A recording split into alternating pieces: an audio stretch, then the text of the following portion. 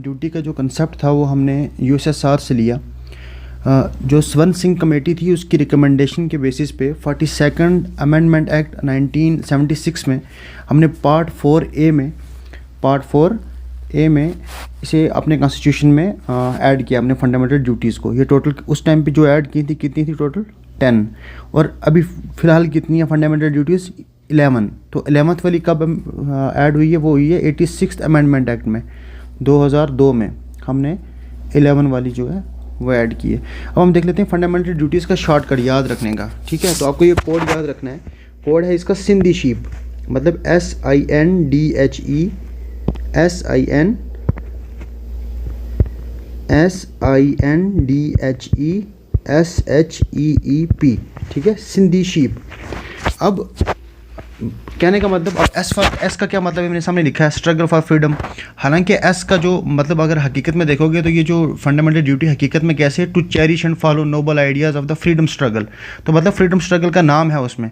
ठीक है, जैसे ये इंटीग्रिटी वाली है तो to uphold and protect the sovereignty, unity and integrity. तो कहने का मतलब इंटीग्रिटी का नाम जिसमें आया हुआ है उस हिसाब से ये कोड बना हुआ है।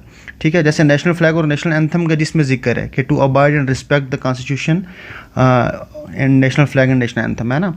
ऐसे ही डिफेंड द कंट्री वाला, ठीक है, जैसे to defend the country and rendered national service. तो कहने का मतलब ये वाले पॉइंट्स मैंने इनसे ही उठाए हुए हैं, तो आपको ऐसे याद रखना है। तो जैसे अब मान लो कि पूछ लेंगे ये वाली बताओ, 4th वाली कौन सी थी, 3rd वाली कौन सी थी, मतलब फंडामेंटल ड्यूटी। ठीक है, तो वो भी हम देखेंगे वो कैसे याद रखना है। फिलहाल आपको टोटल अगर पता होंगे कितनी सी इनमें से, जैसे पूछ सकते हैं कि इनमें से बताओ कौन सी जो फंडामेंटल ड्यूटी है या नहीं है।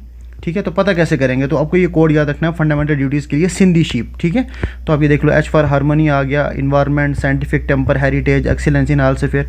ये एजुकेशन वाला 11th है जो बाद में ऐड किया गया है 86th अमेंडमेंट में। ठीक है, 2002 में। ठीक है, अब आपको याद कैसे रखना है कि कौन से नंबर वाली, जैसे क्वेश्चन आ सकता है कि 4th फंडामेंटल ड्यूटीज़ कौन सी है। ठीक है, तो उसके लिए क्या करना है आपको, जैसे काउंटिंग होती है ना 1 2 3। ठीक है, तो टोटल 11 है, तो हम यहाँ से स्टार्ट करेंगे।